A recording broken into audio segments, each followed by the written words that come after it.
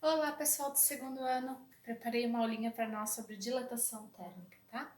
Vamos estudar um conteúdo novo, mas vamos com calma. Assistam o vídeo, estudem pelos vídeos, pelas aulas que eu mando para vocês, tá? Tirem dúvidas comigo que vai dar tudo certo, ok? Então vamos lá. Então vamos começar então a estudar a dilatação térmica, dilatação dos materiais, tá? Então, o que, que seria então? Dois conceitos que são importantes para nós estudarmos então. É importante que a gente saiba a diferença entre temperatura e calor, tá? Isso eu já explicava para vocês em aula, mas vamos ver. Temperatura é a medida do grau de agitação das moléculas e calor é a troca de energia causada exclusivamente por uma diferença de temperatura, ok? Esses dois conceitos são bem importantes para nós. Então, sempre a energia vai passar do corpo quente para o corpo frio, tá? Então, essa é a geração de energia espontânea, né? Então, sempre o calor, ele é perdido, ele se propaga, né? Ele é perdido do corpo que tem maior temperatura para o corpo que tem menor temperatura, ok? Então, vamos lá. O que é essa dilatação térmica, então, né? Então, por exemplo, em física, a dilatação térmica é o nome que dá-se ao acréscimo nas dimensões de um corpo. Por exemplo, ocasionado pelo aumento de temperatura. Então, vocês imaginem aqui que eu tenho esse objeto na minha mão, né? Então, uma caixa, né? Isso aqui, a área disso aqui é o quê? É um quadrado, né? Ok? Então, ó, por exemplo, se eu pegar esse quadrado e aquecer ele, o que, que vai acontecer? Se eu aqueço um objeto, qualquer tipo de material, né, diferentes tipos de materiais, ele vai variar o seu comprimento, né, ou seja, vai aumentar o comprimento, vai aumentar a área e vai aumentar o volume, ou seja, vai aumentar nas três dimensões. A mesma coisa se eu depois que eu aquecer, eu resfriar muito esse objeto, o que, que vai acontecer?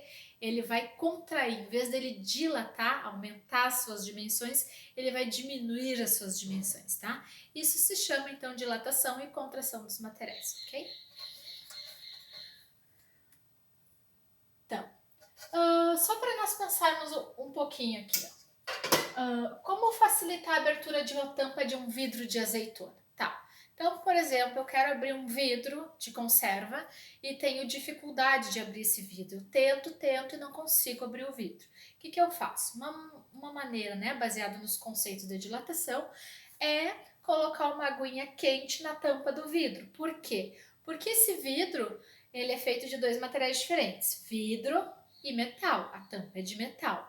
Então, como o coeficiente de dilatação do vidro e do metal é diferente, e o coeficiente de dilatação do metal é maior que do vidro, se eu colocar uma água quente na tampa, vai dilatar a tampa, então eu vou ter maior facilidade para abrir o vidro de conserva. Ok, pessoal? Usando os conceitos de física, então. Uh, aqui tá as perguntas, mas eu até já respondi, né? A tampa de metal e o vidro sofrem alterações quando aquecida? Sim, né? São diferentes de materiais, mas quando eles recebem calor, energia térmica, eles dilatam diferentes também, tá? Ou seja, o metal vai dilatar mais do que o vidro, ok? Como esse fenômeno pode ser explicado fisicamente? Acabei de explicar para vocês, ok? Obrigada, então. Pessoal, aqui, ó. Você já observou os trilhos de uma estrada de ferro? Já observou que a uma determinada distância tem espaços entre os trilhos do trem? Já perceberam isso? Para que servem então esses espaços? Esses espaços servem. Vocês imaginam que o trem passa aqui, ele vai atritar, né? Essa estrada de ferro vai atritar as rodas, né? As rodas de metais do trem com o trilho do trem. Então vai gerar atrito. Esse atrito gera o quê? Calor, né? E o calor e o atrito gera o quê? Dilatação, né? Dilatação dos sólidos. Então, por exemplo, esse trilho também fica exposto ao calor, né, que vem do sol. Então, em dias muito quentes, vai dilatar o trilho. Então, se eu não tiver esses espaços aqui para compensar essa dilatação, esse trilho do trem ele ficaria todo todo torto, todo irregular, então poderia ocorrer acidentes muito graves, né? Podia descarrilhar o trem aqui porque não tem os espaços, né, de dilatação. As pontes também são feitas dessa forma, né? Todos os materiais dilatam, então os engenheiros eles têm que sempre controlar, né, esses índices de dilatação, ver qual material combina com o que, né? E tudo dilata. Então, na construção civil, você sabe que se usa concreto com ferro, né? Por que a gente usa concreto com ferro? Para a construção ficar bem resistente. E também porque o concreto, a dilatação do concreto e do ferro é muito próxima. Então, quando esses dois materiais dilatam com o aumento de temperatura, eles dilatam da mesma forma, então evitando que ocorra fissuras, trincas, né, na parede ou no prédio, em alguma coisa que é feito com concreto e o ferro. Ok, pessoal?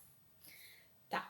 Então, assim, ó, os fios de telefone ou luz expostos ao sol também variam as suas temperaturas, fazendo com que os fios se estendam de um comprimento inicial para um comprimento final, aumentando assim a curvatura. Tá? Então, por isso que esses fios elétricos não podem ser tão esticadinho, né? Eles têm que ter ali uma folga para que não danifique, não rompa, né? Porque quando aumenta a temperatura, eles também dilatam, ok? Tá, então agora nós vamos falar da dilatação linear. Então, os sólidos, os objetos, né, sólidos, eles dilatam de três maneiras, tá? O comprimento dilata, a área e o volume. Então, como o exemplo aqui, né? Por exemplo, se eu aquecer essa caixa aqui, ela vai aumentar não só o comprimento dela, mas vai aumentar a área, o comprimento, a espessura, vai aumentar as três dimensões, tá? Mas aqui em física nós estudamos a dilatação por partes. Começamos estudando a dilatação linear, que é a dilatação do comprimento, depois nós estudamos a dilatação da área e por final a dilatação do volume, tá? Então, por exemplo, se eu tiver uma régua, tá? Uma régua e aquecer essa régua. Ela vai ter um comprimento inicial antes de se aquecer e um comprimento final após de ser aquecida. Então, quando ela é aquecida, ela vai sofrer uma variação no comprimento. ΔL aqui para mim é variação do comprimento, L bolinha é comprimento inicial e L é comprimento, tá? Então, a dilatação do fio depende de três fatores: da substância do qual é feito, né, o fio, da substância de que é feito aquele material, determinado material, da variação de temperatura sofrida e do comprimento inicial, ok? Tá, então, quando eu trabalho a dilatação linear, que seria a dilatação do comprimento, por exemplo, se eu tenho uma régua, tá? E essa régua, eu aqueço ela. Se eu aquecer a minha régua, ela tinha um comprimento. Pego uma régua de 30 centímetros, tá? Eu aqueço ela. O comprimento inicial da minha régua é 30 centímetros. Depois que eu aqueci ela, ela aumenta um pouquinho. Não é algo que eu observe a olho nu, tá? A dilatação ocorre com décimos de milímetros, coisas bem pequenas. Então, após de aquecida, minha régua vai aumentar. Esse é o exemplo. A equação da dilatação linear é essa aqui, ó. ΔL, variação no comprimento, tá? Igual L bolinha, comprimento inicial, vezes alfa, isso é uma letra grega, é um coeficiente, chamado de coeficiente de dilatação linear, vezes a variação de temperatura, tá? Por exemplo, então eu tenho aqui um objeto que tinha numa determinada temperatura inicial, ele tinha um comprimento inicial. Após eu aquecer, esse objeto aumentou de tamanho, né? E esse aumento eu chamo de variação, né? Esse objeto sofreu uma variação de temperatura, consequentemente uma variação no comprimento também, ΔL, tá? Então aqui eu chamo de comprimento final, comprimento inicial antes de eu aquecer a barra, comprimento final após aquecer a barra, e essa variação aqui, o que aumentou depois que dilatou o objeto, eu chamo de variação no comprimento, ok? Então, vamos lá. Aqui a temperatura, a variação da temperatura, né? Vai ser sempre o ΔT vai ser o comprimento final menos o inicial, tá? Então aqui está dizendo o que é cada letra, ó. ΔL, variação do comprimento, ou seja, variação do comprimento vai ser sempre o comprimento final menos o inicial. L bolinha é o comprimento inicial, o L sozinho, aqui está com F, comprimento final, tá? Alfa é o coeficiente de dilatação linear, é uma característica da substância. Por exemplo, o vidro tem um coeficiente de dilatação, o cobre, todas as substâncias têm um coeficiente de dilatação, tá? Então temos o vidro comum, temos o vidro pirex, então todos eles têm um comprimento, uma dilatação, um coeficiente de dilatação diferente, né? O vidro pirex é aquele que não sofre tanta, tem um coeficiente de dilatação bem pequeno para que ele não sofra tanta variação no comprimento, né? Não dilate tanto quando aquecido. Por isso que a gente pode levar um vidro pirex, um refratário, né, no forno a 200, 220 graus, ok? Ele é tratado diferentemente, o coeficiente de dilatação dele é pequeno para que ele então não se rompa, não se quebre quando aumenta a sua temperatura, ok? ΔT é a variação de temperatura, ou seja, sempre vai ser a temperatura final menos a temperatura inicial, tá? Ok? Então essas é o que significa cada letrinha da nossa equação da dilatação linear. Tá, agora também vamos falar um pouquinho da dilatação superficial. Superficial tem a ver com área, tá? Área da superfície, tá? Então, aqui só um exemplo, ó. Há corpos que podem ser considerados bidimensionais, porque sua terceira dimensão é desprezível. Por exemplo, uma moeda, né? Eu tenho uma moeda, a área dela é uma circunferência, né? Então, ela tem um volume muito pequeno, então eu posso dizer que ela é bidimensional. Ela tem duas dimensões, tá?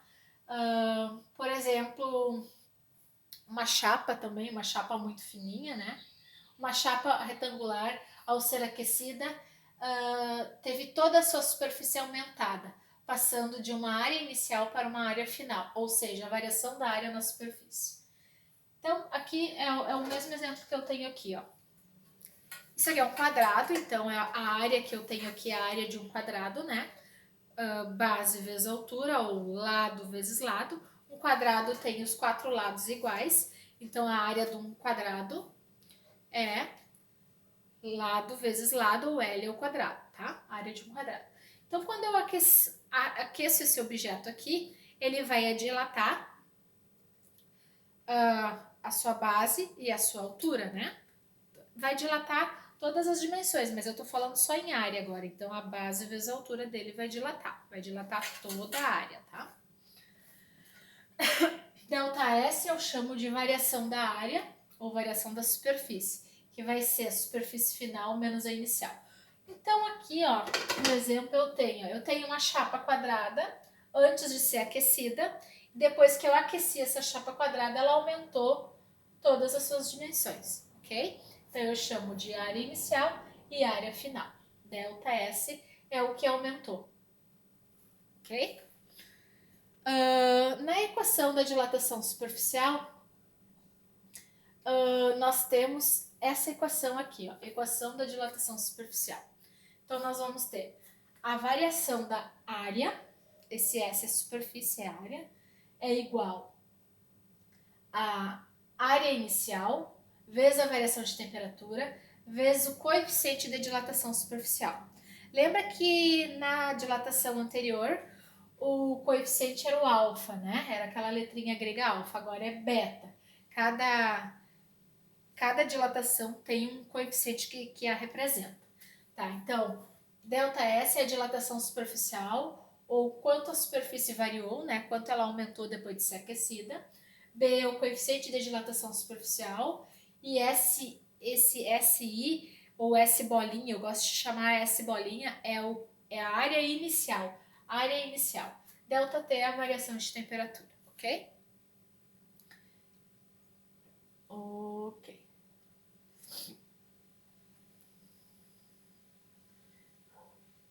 Aqui tem um experimento sobre dilatação superficial, né? de uma lâmina bimetálica, ou seja, uma lâmina bimetálica ela é feita com dois tipos de materiais diferentes. Por exemplo, a caixinha de leite, né? A caixinha de leite ela tem uma parte metalizada e tem o papelão, ok? Então eu posso chamá-la de lâmina bimetálica, tem dois materiais juntos. Então se eu pegar, cortar um pedacinho de uma fitinha da caixa de leite tem metal junto com papelão e aquecer numa vela, eu vou ver que ela vai curvar, ela vai dilatar diferente, porque o alumínio e o papelão dilatam de forma diferente, por isso que algumas coisas se curvam quando sofrem alguma dilatação ou contração, tá? Então, por exemplo, aqui nesse experimento aqui, colocar uma vela, né, sobre uma lâmina bimetálica, o objetivo é verificar como os diferentes materiais produzem diferentes dilatações. Então aqui eu tenho papel comum, digamos, feito da caixinha de leite, e a parte metálica da caixinha de leite. Se eu pegar um pedacinho desse formato e colocar numa vela, eu vou ver que quando eu aqueço, isso aqui vai dilatar. Como o alumínio e o papel dilatam de forma diferente, isso vai curvar para cima ou para baixo, ok? Ok. Aqui é um outro experimento, vou fazer outro dia com vocês. E a dilatação volumétrica. Por exemplo, o que seria a dilatação volumétrica? A dilatação volumétrica então é todas as dimensões. É quando eu aqueço um objeto e ele aumenta o comprimento, ele aumenta a área e ele aumenta o seu volume, tá? Por exemplo, uma caixa. Uma caixa, se eu aquecer essa caixa aqui, ela vai dilatar o comprimento, a área e o volume. A base, a altura e a profundidade. O que é isso? Tá? Claro que é uma dilatação que eu não vou conseguir ver a olho nu, mas se eu tiver um aparelho que mede com precisão, eu vou ver que aumentou o comprimento, que aumentou a altura, que aumentou a profundidade após o objeto ser aquecido.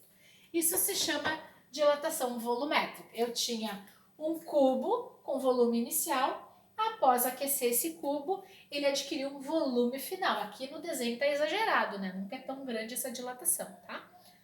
A grande maioria dos corpos sólidos possui três dimensões: altura, comprimento e espessura. Quando aquecido, o sólido sofre uma expansão em cada uma delas, resultando em um aumento do volume total do corpo, tá?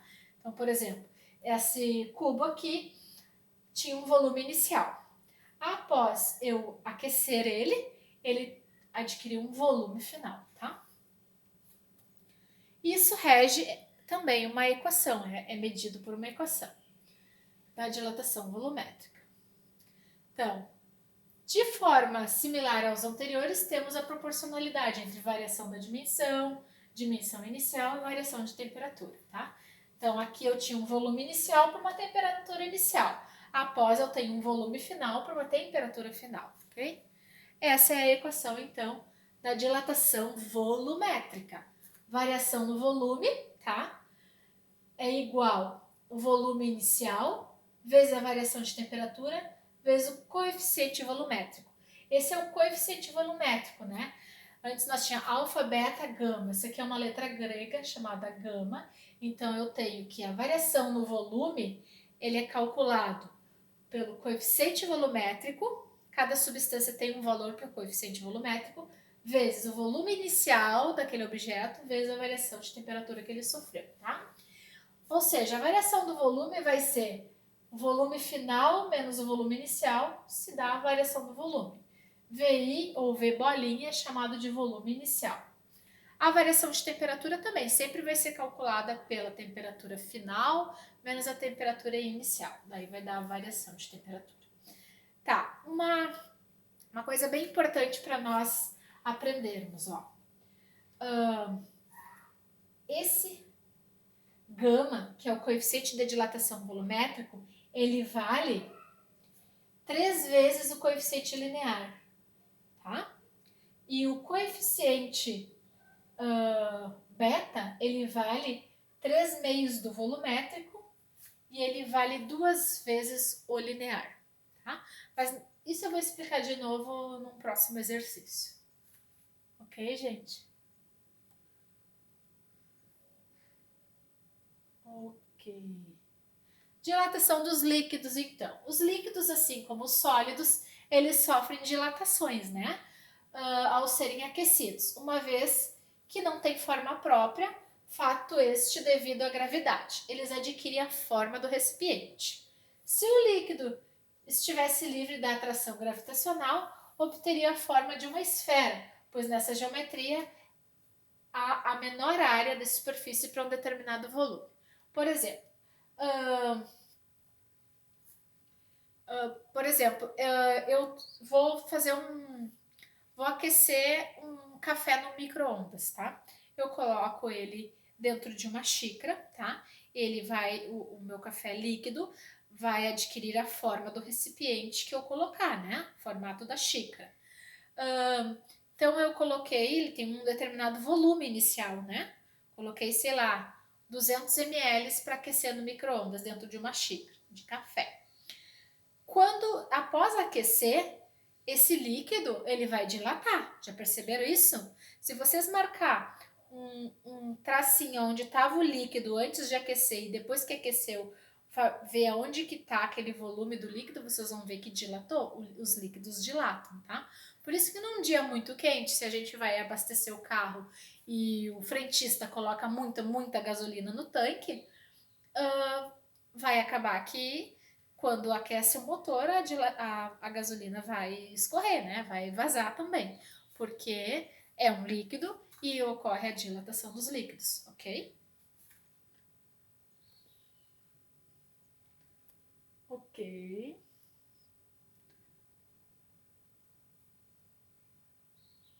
Então aqui, por exemplo, eu tinha um líquido que tinha um volume inicial com uma temperatura inicial.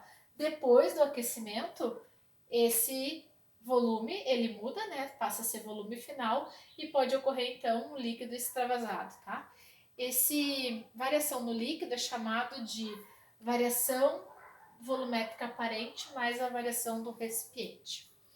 Então, para saber a dilatação real de um líquido, precisa-se adicionar a dilatação do recipiente, a dilatação volumétrica do recipiente. Para isso deve-se conhecer o coeficiente de dilatação volumétrica do líquido e do recipiente.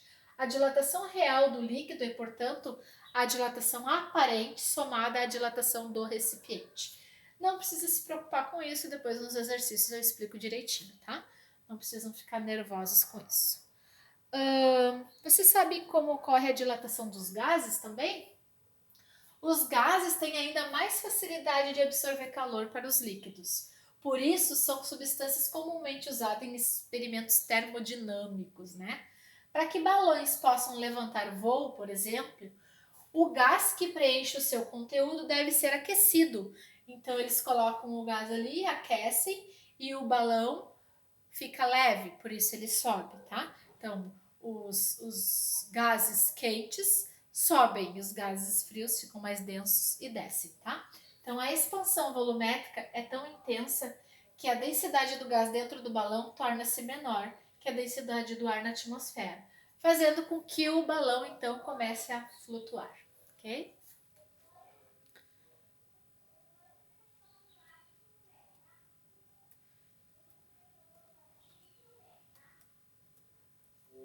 Tá. Agora eu vou fazer um exemplo com vocês de dilatação linear, tá? Então, por exemplo, ó, eu tenho uma barra que tem 10 metros, uma barra de alumínio de 10 metros, com uma temperatura inicial de 20 graus Celsius. E essa barra de alumínio ela fica exposta ao sol, sendo a sua temperatura inicial, sendo a sua temperatura elevada para 40 graus. Eu tinha 20 graus Celsius e depois a temperatura passou para 40 graus Celsius, tá? Sabendo que o coeficiente de dilatação do alumínio, ó, o alfa do alumínio, vale 22 na menos 6, eu quero calcular a dilatação sofrida pela barra, tá? Então eu vou tirando os dados, né? Uma barra de 10 metros de alumínio, 10 metros é comprimento, dá para entender isso? Então o meu comprimento inicial é 10 metros. A temperatura era 20 e passou para 40, então a variação de temperatura dá quanto? 40 menos 20, 20 graus Celsius. E eu tenho o coeficiente de dilatação, que é 22 na menos 6. Isso significa que esse 22 é dividido por 10 6 vezes, é um número bem pequeno, tá? Então, é 0,00022, ok? O coeficiente de dilatação do alumínio. Eu quero calcular a dilatação sofrida, então, quanto que aumentou nessa barra de 10 metros após eu ter aquecido ela, ok? Então, vamos ver como resolve esse cálculo. Como a dilatação linear ela é dada pela equação variação do comprimento, ou variação da dilatação do comprimento, é igual ao comprimento inicial vezes o coeficiente de dilatação daquele material vezes a variação de temperatura. Então, nós sabíamos que a barra tinha 10 metros, então o comprimento da barra antes de aquecer era de 10 metros. O coeficiente do alumínio é 22 na menos 6 e a variação de temperatura foi de 40 para 20, é de 20 graus. Colocando na equação, ó, pessoal, comprimento inicial 10 metros vezes o coeficiente 22 na menos 6 vezes a variação de temperatura é 20, eu consigo resolver esse problema, tá? Aqui agora nós vamos ter que fazer operações com expoente na base 10. Então eu faço aqui, ó. Primeiro multiplica-se os números e soma-se os expoentes, tá? Então, ó, multiplica-se os números e depois soma os expoentes. O que não tem expoente fica 100. Então, ó, 10 vezes 22 vezes 20, tá? Então, eu faço aqui, ó. Esse 10 é a mesma coisa que 1 vezes 10 na 1, tá? Vezes 22 dá 1 vezes 10 na 1 vezes 22 dá 22 na 1. 22 na 1 com 10 na 6 vezes 20, eu vou multiplicando, dá 44 vezes 10 na 4. Na verdade, esse número vai ser 10 vezes 22 dá 220. 220 vezes 20 dá 4.400 vezes 10 na menos 6, ok? Então, como eu vou voltar duas casinhas para frente, eu vou diminuir dois expoentes aqui. Então, 4.400 vai ficar 44 vezes 10 na menos 4, tá? Porque foi duas casas para a esquerda, então some dois expoentes do 10 na 6 aqui. Então, como ficou 44 vezes 10 na menos 4, se eu volto uma casa para a esquerda, eu diminuo, fica mais um expoente. Mais um expoente com menos 4 vai ficar 4,4. Tinha 4 expoentes negativos, mais um positivo, fica 10 na menos 3, tá? Pessoal, quem não entendeu direitinho esse cálculo aqui, assiste a minha aula lá sobre notação científica, tá? Que daí facilita um pouquinho mais. Vocês podem fazer também isso aqui na calculadora, né? Usando aquele expoente na base 10, ok? Então, como é que eu fiz aqui, ó? 10, multiplica-se os números da frente. 10 vezes 22, 220. 220 vezes 20 dá 4.400. 4.400 vezes 10 na menos 6. Eu andando as casinhas para frente, ficou 44 na menos 4. E eu andando mais uma casinha para a esquerda, eu fico com 4,4 na menos 3. Ok, pessoal? Um pouquinho complicado, né, esse expoente na base 10 aqui, mas a gente vai pegar o jeito, não precisam se preocupar, ok? Um exemplo aqui da dilatação superficial, ou seja, dilatação da área, tá? Então, diz aqui, ó, um quadrado de lado 2 metros. Tá, então, faz de conta que esse quadrado aqui tem de lado 2 metros. Então, se ele tem 2 metros aqui, ele tem 2 metros aqui, confere? Então, qual é a área desse quadrado? É 2 vezes 2. A área inicial do meu quadrado é 4, ok? Ó, a área inicial vai ser 2 vezes 2, porque é lado vezes lado, é a área de um quadrado, que vai ser 4 metros quadrados. O quadrado tem de lado 2 metros e é feito de um material cujo coeficiente de dilatação superficial é 1,6 na menos 4. Então, a área inicial é 4, porque é 2 vezes 2, me deu a área inicial desse quadrado 4. Vezes o coeficiente, 1,6 na menos 4, vezes 80, tá? Se eu multiplicar todos esses números aqui, ó, pode fazer assim também, ó, gente, ó. 4 vezes 1,6 vezes 80, tudo isso dividido por 10 na 4 é 10.000, tá?